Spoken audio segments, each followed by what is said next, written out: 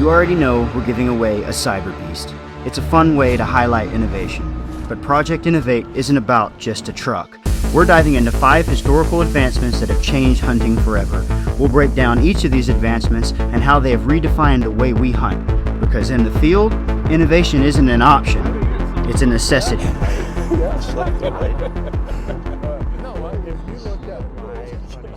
It doesn't know the Have you never rode one of these? This is first time. Yeah. They're pretty innovative. No pun intended. All right, I'm done. It's autopiloting now. It's autopiloting. Wow. It'll take us all the way to our Oh, it's gonna go that way. Okay. all the way to our destination. This is so weird. I've always thought of you as kind of somebody that's always looking for the new, cutting edge stuff, right? Well, dude, I want to wear a bionic suit that has autopilot that just like takes me around. Iron Man. Little Iron Man, like rechargeable, just like walks for you. When you first saw us doing this Cybertruck thing, what'd you think? You're like, whoa, those guys are smoking some crack or what? Oh,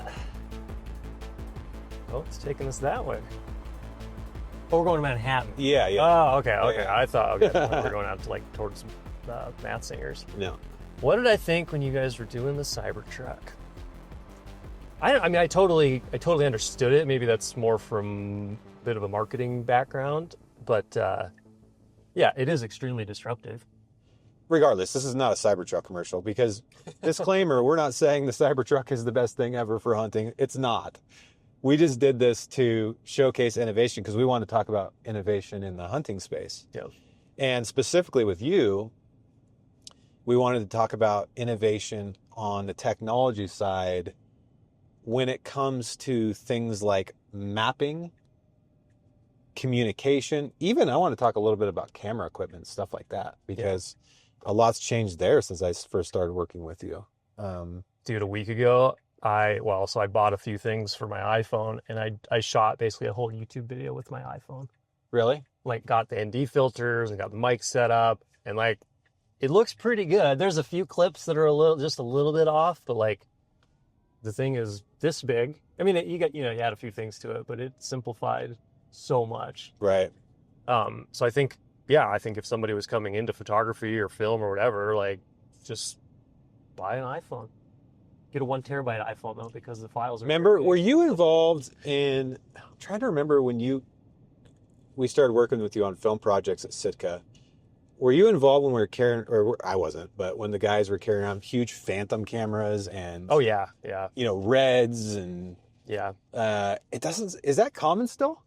Well, it is, but even all those cameras, they've shrunk down the size. Oh, they have. Okay. Yeah. Like, I remember one year we went up to Arctic Red and we did a 22-day backpack hunt up there, and we had 2 extra guys come along strictly to carry batteries, because like one battery was like 1.5 times the size of a brick, and you obviously can't charge them up there. And you can't charge them, and they last, when you're filming, they last like 30 minutes. Mm-hmm. And so we had 2 extra guys just to haul batteries. Now you look at those Red cameras, they're like the size of a Sony mirrorless. The batteries are still kind of big, but like, right.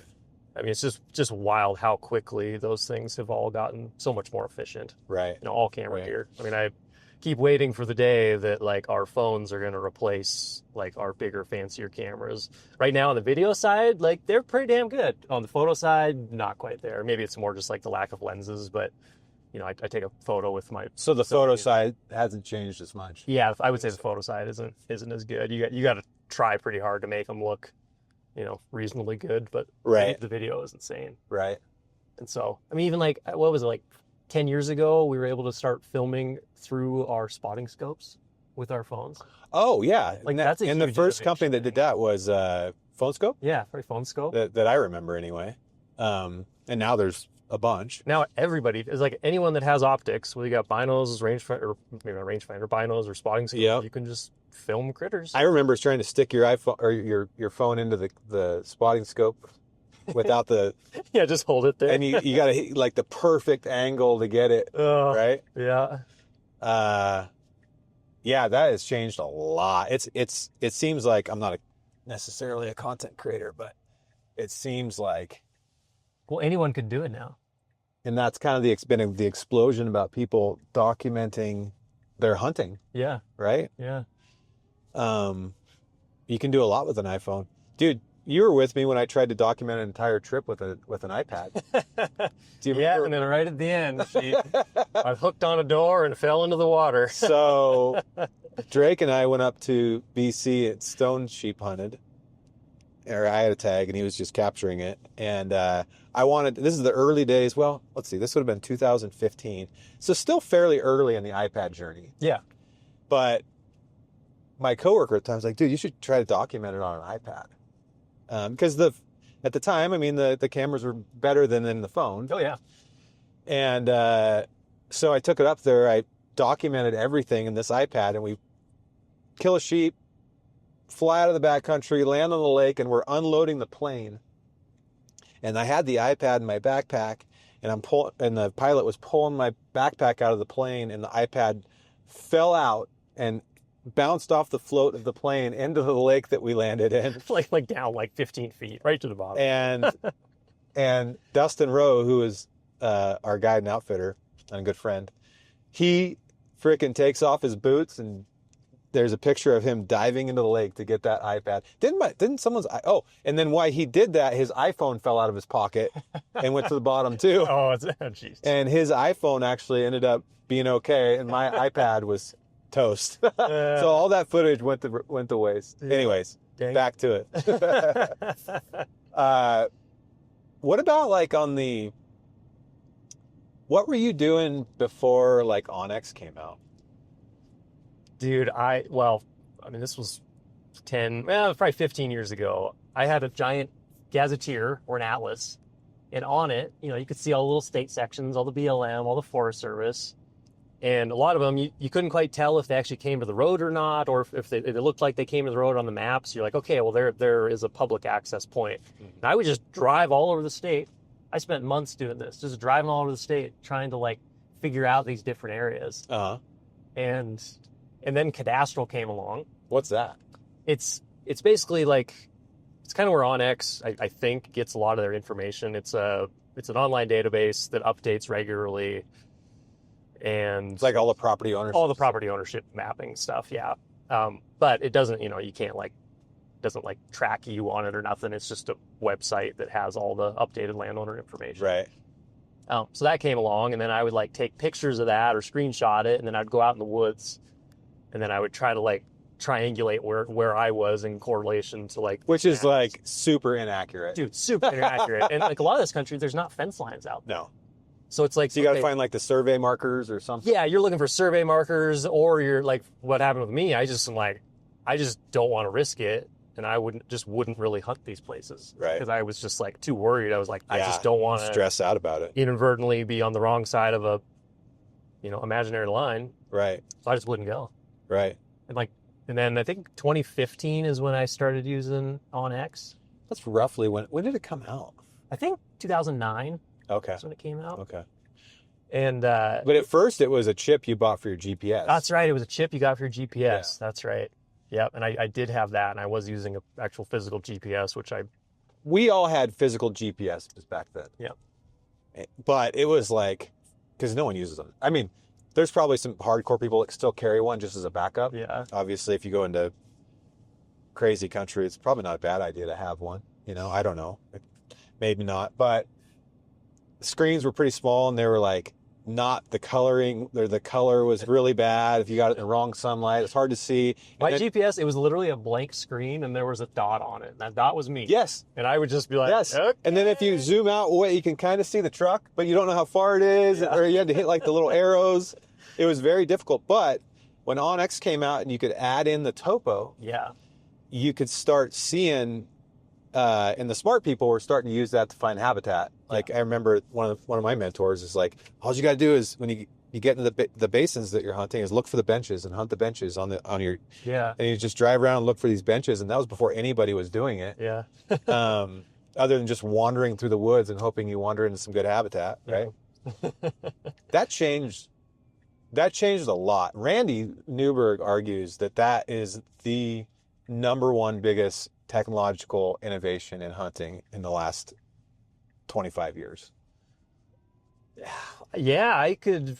Yeah, I think I agree. I mean, I just think the amount of time that I like before I go to an area now, so before it might take me years of going and hunting an area to kind of learn it a little bit or kind of figure out, benches or roads or access points. Like now I can spend a half a day on X before I ever even go to the area.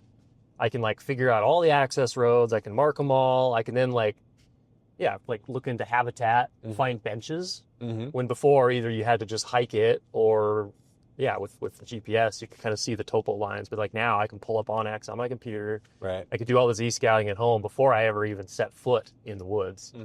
Like that, I mean, it saves years of time. Right.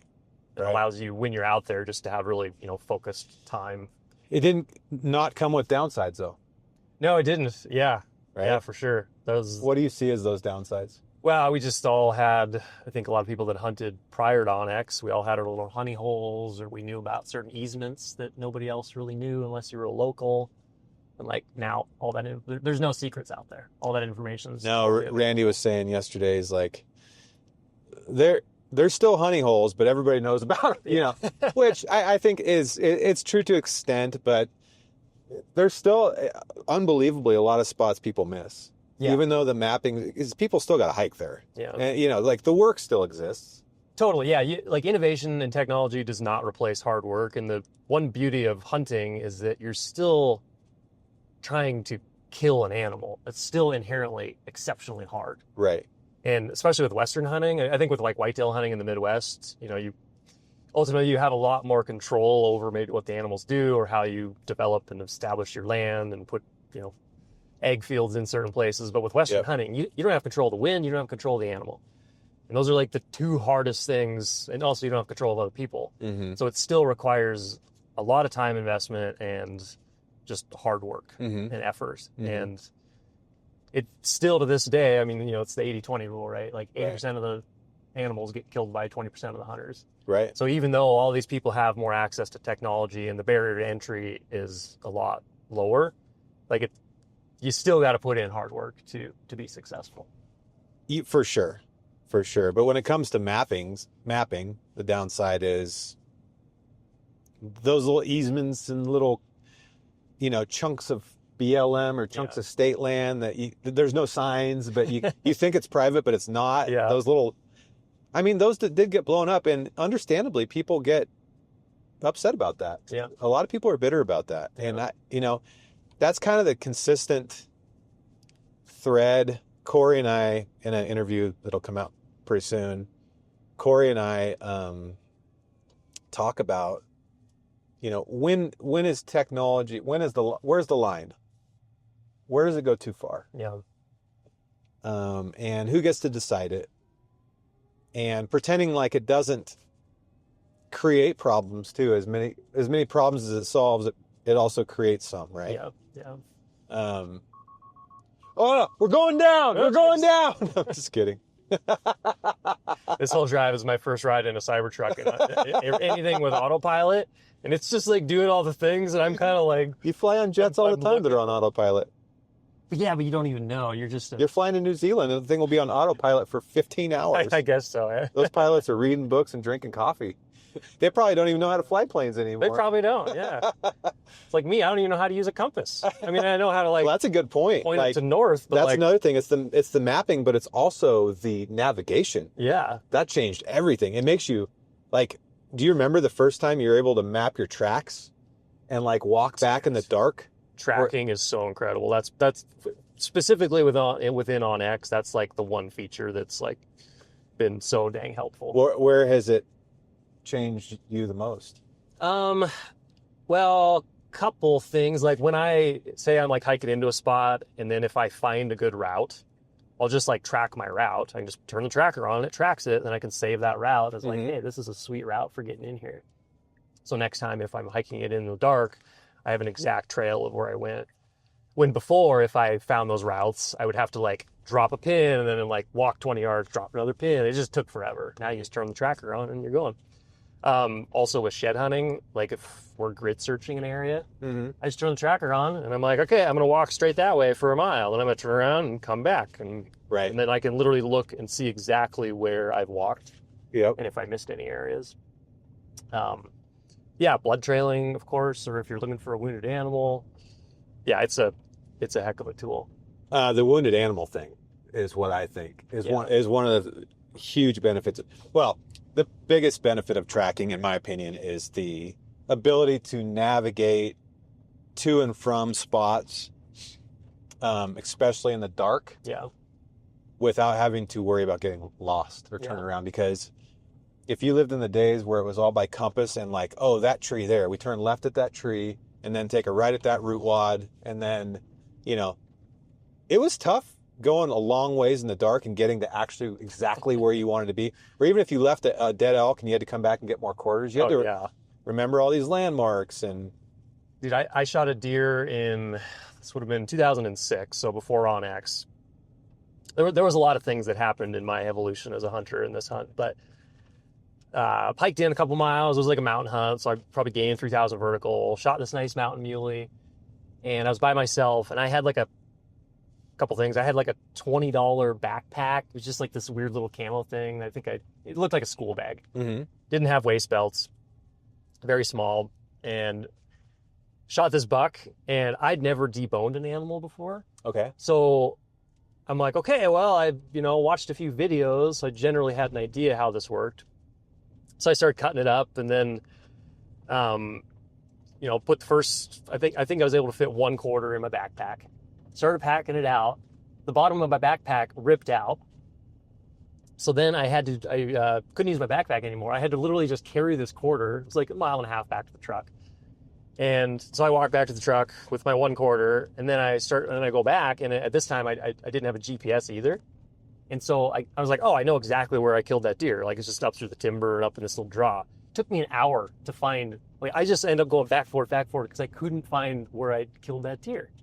Oh my God. And so, like, there's where GPS or onX comes into play huge. But then I get up there, I don't have a backpack, and also I didn't really realize how important it was to keep the meat clean, which was just stupid, but this is how you learn. Right. So I ended up because it was pretty steep, so I ended up dragging the rest of the carcass down the mountain. I had skinned the whole deer. And you just dragged? I just drug it through the dirt and pine needles, and I got it like a half mile from the truck, and then I got it out into an open spot where I'm like, okay, like, obvious landmark, I won't get lost finding this now. Mm-hmm. And then it took me 4 trips to pack out 1 stinking mule deer. Oh my God. Which is just hilarious. And I was so proud of myself, got it back of the truck, drove it all the way back home, and my parents, we did all of our own butchering. They were absolutely mortified. Mm-hmm. They're like, what did you do? I mean, what we used to do, obviously I was trained at an early age because I grew up on land to always stop, look behind you, remember landmarks, remember that it doesn't look the same going this way as it does that way. Yeah. But also just remember, like, at a macro level, which direction roads are. Yeah. So, like, obviously there's some places where there are no roads, but where I grew up in Oregon, there's usually logging roads somewhere. So you'd be like, okay, worst comes to worst, there's a road to the north. Yeah. Right? So I know if I get in a bowl until dark, all I got to do is pull out my compass and head north, and I'm going to hit a road no matter what. And I know once I get to that road, which direction my truck is. Yeah. So that's like a level of woodsmanship that's where I'm hoping that technology, like, I don't want technology to replace woodsmanship. Mm-hmm. And I think the beauty, like, I think as hunters, when we go out there and we have these experiences in the wild, being able to rely on ourselves and rely on our instincts, with the help of technology to help us make better decisions. Like, I think that's where technology and hunting can really advent itself. 100%. I guarantee young hunters right now, because of the use of things like onX, they don't have as much woodsmanship. They rely heavily on it. I've even had this happen, even though I grew up that way. Yeah. If your phone dies. Oh, yeah. I won't get lost because I luckily developed those fundamental tools before. But it's created headaches for me in the dark. Yeah. Where I'm like, I think this is the right ridge. Yeah. Pretty sure my truck's at the bottom of this one. But honestly, I could be totally wrong. Right? Yeah, totally. It's funny. So that mule deer I shot I think it was 2006. In 2007, I bought a Mystery Ranch backpack. It was a crew cab. 10-pound backpack, but it was like, came from the military world. It was meant to carry like these 50-pound mortars. Mm-hmm. So it was like, it has this big giant load shelf, and it was like one of the first backpacks of its kind. And then I also learned, I think I'd shot an elk maybe the previous fall, and I'd learned how to debone. So go back to the same general area that I'd shot that buck in 2006, shoot another mountain muley, and I was able to debone that, or I didn't debone it. I just quartered it, put the entire deer in my backpack, packed it out in one load. You know, didn't get lost. Had, I don't know if like a backpack that can carry a whole animal, if that's quite the technology like advancement, but it's just like talking about advancements in our own hunting ability. You know, it was a stupid load. I mean, my gun weighed 10 pounds, my backpack weighed 10 pounds, the deer weighed maybe 110 debone or quartered. So it was like a 140-pound load. Right. But it was such an advancement because I was like, oh my gosh, with knowledge and like with better gear, like in 1 year's time, I was able to like make a really negative experience in 2006, extremely positive one. And that's completely like reframed how I hunt now. Very aggressive stop. That was an aggressive stop, yeah. The one thing we haven't done yet, Steven, which I do with all guests. Just floor it. What? No. I would Hold never on. do that to you. I would never do this to you. Holy. Oh my God. Dude, that's wild. I didn't exceed the speed limit, folks. Wow. That was like when you're in a Super Cub and you like all of a sudden drop like 50 feet out of the air. It's just like a woo, like your whole body feels like it's floating, but only I was floating the other way. Pretty crazy, right? Dude, that's some wild. torque. I didn't. Wow. That's some torque. I never felt that. Yeah. Cool. You have to bleep me out now. That's all right.